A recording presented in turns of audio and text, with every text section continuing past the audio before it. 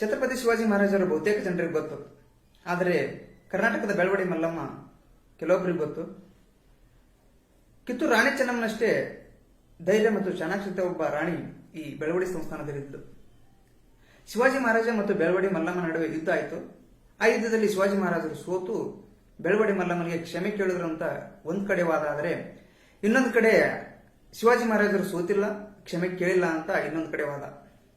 ಹಾಗಾದ್ರೆ ಅಲ್ಲಿ ನಿಜವಾಗಿ ಏನಾಯ್ತು ಅಂತ ನೋಡೋದಾದ್ರೆ, ಸುಮಾರು 1678ರ ಆಸುಪಾಸಿನಲ್ಲಿ ಶಿವಾಜಿ ಮಹಾರಾಜರು ಈ ದಕ್ಷಿಣ ಭಾಗದಲ್ಲಿ ಎಲ್ಲ ಸಂಸ್ಥಾನಗಳಿಗೆ ಎತ್ಕೊಂಡು ವಾಪಸ್ ಮಹಾರಾಷ್ಟ್ರಕ್ಕೆ ಹೋಗ್ತಾ ಇರ್ತಾರೆ. ಹೋಗುವಾಗ ಮರಾಠ ಸೈನ್ಯ ಬೆಳಗಾವಿ ಮೂಲಕ ಹಾದು ಹೋಗ್ತಾ ಇರುತ್ತೆ. ಬೆಳಗಾವಿ ಮೂಲಕ ಹಾದು ಹೋಗುವಾಗ ಈ ಬೆಳವಡಿ ಅನ್ನೋದೊಂದು ಸಂಸ್ಥಾನ ಬೆಳಗಾವಿ ಜಿಲ್ಲೆಯಲ್ಲಿ ಒಂದು ಸಣ್ಣ ಸಂಸ್ಥಾನ. ಈ ಸಂಸ್ಥಾನದ ಮೂಲಕ ಮರಾಠ ಸೈನಿಕರು ಹಾದು ಹೋಗ್ತಾ ಇರ್ತಾರೆ. ಅವಾಗ ಆ ಬೆಳವಡಿಯಲ್ಲಿನ ಆಕಳುಗಳು ತುಂಬಾ ಪ್ರಸಿದ್ಧವಾಗಿರ್ತಾವು. ಈ ಮರಾಠ ಸೈನಿಕರಿಗೆ ಆ ಆಕಳುಗಳು ತುಂಬಾ ಇಷ್ಟ ಆಗಿ ಅಲ್ಲಿ ಕೇಳ್ತಾರ, ಆಕಳುಗಳನ್ನು ಕೊಡಿ ಅಂತ ಕೇಳ್ತಾರ. ಆದ್ರೆ ಅಲ್ಲಿ ಒಪ್ಪಲ್ಲ ಅಲ್ಲಿ ಜನರು. ಒಪ್ಪದೇ ಇದ್ದ ಕಾರಣಕ್ಕೆ ಮರಾಠ ಸೈನಿಕರು ಕೆಲವೊಂದು ಆಕಳುಗಳನ್ನು ಕಳುವು ಮಾಡ್ಕೊಂಡು ಹೋಗಕ್ಕೆ ಪ್ರಾರಂಭ ಮಾಡ್ತಾರೆ. ಅವಾಗ ಅಲ್ಲಿನ ಜನರ ಸಿಟ್ಟು ಬಂದು ಅಲ್ಲಿನ ರಾಜ ಆಗಿದ್ದಂತಹ ಈಶ್ವರ ಪ್ರಭು ಅಂದ್ರೆ ಬೆಳವಡಿ ಮಲ್ಲಮ್ಮನ ಗಂಡನಿಗೆ ಹೇಳ್ತಾರೆ. ಅವಾಗ ಈಶ್ವರ ಪ್ರಭುಗೆ ತುಂಬಾ ಸಿಟ್ಟು ಬಂದು ತನ್ನ ಸೈನ್ಯವನ್ನು ಕರ್ಕೊಂಡು ಅವ್ರ ಜೊತೆ ಯುದ್ಧಕ್ಕೆ ಹೋಗ್ತಾನ. ಯುದ್ಧ ಪ್ರಾರಂಭ ಆಗುತ್ತ. ಅವಾಗ ಈ ಮರಾಠ ಸೈನಿಕರನ್ನು ಜನರಲ್ ಅಂತ ಯಾರು ಇರ್ತಾರೆ, ದಾದಾಜಿ ಜಾಧವ್ ಅಂತ ಇರ್ತಾರೆ, ಅವ್ರ ನೇತೃತ್ವದಲ್ಲಿ ಯುದ್ಧ ಪ್ರಾರಂಭ ಆಗುತ್ತೆ. ಆ ಯುದ್ಧದಲ್ಲಿ ದಾದಾಜಿ ಜಾಧವ್ ಅವರು ಈಶ್ವರ ಪ್ರಭುವನ್ನ ಕೊಲ್ತಾರೆ. ಈ ವಿಷಯ ಬೆಳವಡಿ ಮಲ್ಲಮ್ಮನಿಗೆ ಗೊತ್ತಾಗುತ್ತೆ. ಅವಾಗ ಬೆಳವಡಿ ಮಲ್ಲಮ್ಮ ತನ್ನ ಸಂಸ್ಥಾನವನ್ನು ಕಾಪಾಡಿಕೊಳ್ಳಲು ತಾನೇ ಯುದ್ಧಕ್ಕೆ ರೆಡಿ ಆಗ್ತಾಳೆ. ಯುದ್ಧಕ್ಕೆ ಹೇಗೆ ರೆಡಿ ಆಗ್ತಾಳೆ ಅಂದರೆ, ವಿಶ್ವದಲ್ಲಿ ಮೊದಲ ಬಾರಿಗೆ ಮಹಿಳಾ ಸೈನ್ಯವನ್ನು ಕಟ್ಟಿ ಅವರಿಗೆ ತರಬೇತಿ ನೀಡಿ ಆ ಮರಾಠ ಸೈನಿಕರ ಜೊತೆ ಯುದ್ಧ ಮಾಡಲು ಸಿದ್ಧ ಆಗ್ತಾಳೆ. ಈ ವಿಷಯ ಶಿವಾಜಿ ಮಹಾರಾಜರಿಗೆ ಗೊತ್ತಿರಲ್ಲ, ಇಲ್ಲಿವರೆಗೂ ಗೊತ್ತಿರಲ್ಲ. ಯಾವಾಗ ಬೆಳವಡಿ ಮಲ್ಲಮ್ಮ ಇವ್ರ ಜೊತೆ ಯುದ್ಧಕ್ಕೆ ರೆಡಿ ಆಗ್ತಾಳೋ, ಯುದ್ಧಕ್ಕೆ ಇಳಿದಾಳ, ಅವಾಗ ಶಿವಾಜಿ ಮಹಾರಾಜರಿಗೆ ಒಂದು ಸಣ್ಣ ಮಾಹಿತಿ ಹೋಗುತ್ತೆ, ಒಂದು ಸಂಸ್ಥಾನವನ್ನು ಜೊತೆ ಯುದ್ಧ ಪ್ರಾರಂಭ ಆಗಿದೆ ಅಂತ. ಅವಾಗ ಶಿವಾಜಿ ಮಹಾರಾಜರು ಅದರ ಬಗ್ಗೆ ತಲೆ ಕೆಡಿಸ್ಕೊಳ್ಳಿಲ್ಲ, ಯಾವುದೋ ಒಂದು ಸಂಸ್ಥಾನ ಇರಬಹುದು ಅಂತ ಸುಮ್ಮನೆ ಆಗಿರ್ತಾರೆ. ಯುದ್ಧ ಪ್ರಾರಂಭ ಆಗುತ್ತಾ. ಈ ಯುದ್ಧ ಸುಮಾರು 27 ದಿನ ನಡೆಯುತ್ತೆ. ಒಂದು ಸಣ್ಣ ಸಂಸ್ಥಾನ ಅದ ಮೇಲೆ ಮರಾಠ ಸೈನಿಕರು 27 ದಿನ ಯುದ್ಧ ಮಾಡ್ತಾರೆ.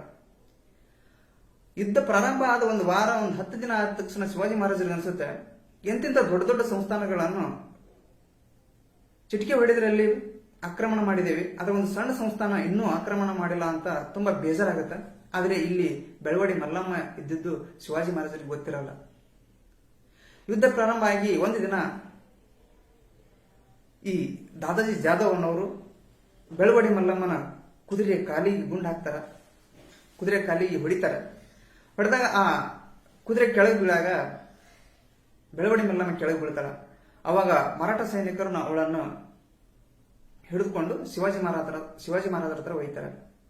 ಇಲ್ಲಿವರೆಗೂ ಶಿವಾಜಿ ಮಹಾರಾಜರಿಗೆ ಇವರು ಒಬ್ಬ ಹೆಣ್ಣು ಮಗಳ ಜೊತೆ, ಹಿಂದೂ ಹೆಣ್ಣು ಮಗಳ ಜೊತೆ ಯುದ್ಧ ಮಾಡ್ತಾ ಇದ್ದಾರೆ ಅಂತ ಗೊತ್ತಿರಲ್ಲ. ಅವಾಗ ಈ ಬೆಳವಡಿ ಮಲ್ಲಮ್ಮನ ಬಟ್ಟೆ ಹರಿದಿರುತ್ತೆ. ಇದನ್ನೆಲ್ಲ ನೋಡಿದ ಶಿವಾಜಿ ಮಹಾರಾಜರಿಗೆ ತುಂಬಾ ದುಃಖ ಆಗುತ್ತೆ. ಯಾಕಂದ್ರೆ ಶಿವಾಜಿ ಮಹಾರಾಜರು ಜೀಜಾಬಾಯಿ ಮಾತೆಯ ಒಂದು ಪ್ರೀತಿ ವಾತ್ಸಲ್ಯದಿಂದ ಬೆಳೆದಿರ್ತಾರೆ. ಹೆಣ್ಣು ಮಕ್ಕಳಿಗೆ ಎಷ್ಟು ಗೌರವ ಕೊಡಬೇಕು ಅಂತ ಶಿವಾಜಿ ಮಹಾರಾಜರು ಚೆನ್ನಾಗಿ ಗೊತ್ತಿರುತ್ತೆ. ಅವಾಗ ಶಿವಾಜಿ ಮಹಾರಾಜರು ಬೆಳವಡಿ ಮಲ್ಲಮ್ಮನ ಕಾಲಿಗೆ ಬಿದ್ದು ಕೇಳ್ತಾರೆ, ನೀನು ನನ್ನ ಒಬ್ಬ ತಂಗಿ, ಸಣ್ಣ ತಂಗಿ ಅಂತ ಹೇಳ್ತಾರೆ. ಈ ವಿಷಯ ಅವರಿಗೆ ಗೊತ್ತಿರಲ್ಲ. ಅವಾಗ ಆ ದಾದಾಜಿ ಜಾಧವ್ರನ್ನು ಕರೆದು ಅವರಿಗೆ ಶಿಕ್ಷೆ ಕೊಡ್ತಾರೆ. ಇವ್ರ ಜೊತೆ ಯುದ್ಧ ಮಾಡಿದಕ್ಕೆ ನಿನಗೆ ಶಿಕ್ಷೆ, ಅವರು ಎದುರಿಗೆ ಶಿಕ್ಷೆ ಕೊಡ್ತಾರ ಬೆಳವಡಿ ಮಲ್ಲಮ್ಮನ ಎದುರಿಗೆ. ಅವಾಗ ಬೆಳವಡಿ ಮಲ್ಲಮ್ಮಿಗೆ ಶಿವಾಜಿ ನೋಡಿದ ತಕ್ಷಣ ಒಂಥರ ಹುಮ್ಮಸ್ಸು, ಖುಷಿ ಆಗುತ್ತೆ, ಇಂಥ ವ್ಯಕ್ತಿ ನಾನು ನೋಡಿಲ್ಲ ಅಂತ. ಅವಾಗ ಬೆಳವಡಿ ಮಲ್ಲಮ್ಮಗೆ ಹೇಳ್ತಾರೆ, ಇದು ನನಗೆ ಗೊತ್ತಿಲ್ಲ, ಆಗಿರೋದಂತ ತಪ್ಪು ಅಂತ ಬೆಳವಡಿ ಮಲ್ಲಮ್ಮನ ಕಾಲಿಗೆ ಬಿದ್ದು ಕ್ಷಮೆ ಕೇಳ್ತಾರೆ. ನಿನ್ನ ಸಂಸ್ಥಾನವನ್ನು ಆಕ್ರಮಣ ಮಾಡಿದೇವಲ್ಲ ಅದನ್ನು ವಾಪಸ್ ಕೊಡ್ತಾರೆ, ಮಾಡಿದೇವಲ್ಲ ಅದು ತಪ್ಪಾಯ್ತು ಅಂತ ವಾಪಸ್ ಕೊಡ್ತಾರೆ ಬೆಳವಡಿ ಮಲ್ಲಮ್ಮಗೆ. ಅವಾಗ ಬೆಳವಡಿ ಮಲ್ಲಮ್ಮನಿಗೆ ಏನೋ ಒಂಥರ ಖುಷಿಯಾಗಿ ತನ್ನ ಅಣ್ಣನಂತೆ ಕಾಣ್ತಾಳೆ ಬೆಳವಡಿ ಮಲ್ಲಮ್ಮ. ಅವಾಗ ವಾಪಸ್ ಬರುವಾಗ ಬೆಳವಡಿ ಮಲ್ಲಮ್ಮ ಶಿವಾಜಿ ಮಹಾರಾಜರಿಗೆ ರಾಖಿ ಕಟ್ತಾರೆ, ಕೈಗೆ ರಾಖಿ ಕಟ್ಟಿ ವಾಪಸ್ ಬಂದು ಅವ್ರ ಊರಲ್ಲಿದ್ದಿರುವಂತಹ ದೇವಸ್ಥಾನದಲ್ಲಿ ಶಿವಾಜಿ ಮಹಾರಾಜರ ಒಂದನ್ನು ಕಲ್ಲಿನಲ್ಲಿ ಒಂದು ಶಿಲ್ಪವನ್ನು ಕೆತ್ತಿಸಿರ್ತಾರೆ. ಅದು ಇನ್ನುವರೆಗೂ ಸಿಗುತ್ತೆ. ಈ ಇತಿಹಾಸವನ್ನು ನಾವು ಇನ್ನೂ ನೋಡಬಹುದು. ಇಲ್ಲಾಂದ್ರೆ ತರಟೂರಿ ಪಂಚಮರ ಇತಿಹಾಸ ಹಾಗೂ ಮಲ್ಲಮ್ಮನ ಗುರುಗಳಾದ ಶಂಕರ ಭಟ್ರು ಬರೆದ ಶಿವವಂಶ ಸುಧಾರಣವಾದ ಎಂಬ ಸಂಸ್ಕೃತ ಪುಸ್ತಕದಲ್ಲಿ ಈ ಉಲ್ಲೇಖ ಇದೆ. ಇಲ್ಲಿ ಯಾರೂ ಸೋತಿಲ್ಲ, ಯಾರೂ ಗೆಲ್ಲಿಲ್ಲ. ರಾಣಿ ಬೆಳವಡಿ ಮಲ್ಲಮ್ಮ ಸೋತು ಗೆದ್ದು, ಶಿವಾಜಿ ಮಹಾರಾಜರು ಗೆದ್ದು ಸೋತರು. ಪಕ್ಕದ ರಾಜ್ಯ ಮಹಾರಾಷ್ಟ್ರ, ಅಲ್ಲಿನ ಸರ್ಕಾರ ಈ ಘಟನೆಯನ್ನು 4ನೇ ತರಗತಿಯ ಪಠ್ಯ ಪುಸ್ತಕದಲ್ಲಿ ಅಳವಡಿಸಿದೆ. ಮಹಾರಾಷ್ಟ್ರ ಸರ್ಕಾರ ಶಿವಾಜಿ ಮಹಾರಾಜರ ಇತಿಹಾಸವನ್ನು ಉಲ್ಲೇಖಿಸಿದರ ಜೊತೆಗೆ ಬೆಳವಡಿ ಮಲ್ಲಮ್ಮ ಅವರ ಇತಿಹಾಸವನ್ನು ಉಲ್ಲೇಖಿಸಿದೆ. ಆದರೆ ಕರ್ನಾಟಕದಲ್ಲಿ ಪಠ್ಯ ಪುಸ್ತಕದಲ್ಲಿ ಅಳವಡಿಸಲು ಅಡ್ಡಿಯಾಗಿದ್ದಾದರೂ ಏನು?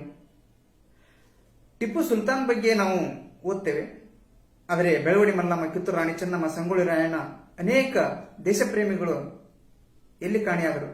ಇವರನ್ನು ಪಠ್ಯ ಪುಸ್ತಕದಲ್ಲಿ ಅಳವಡಿಸಲು ಅಡ್ಡಿಯಾಗಿದ್ದಾದರೂ ಏನು? ಧನ್ಯವಾದ.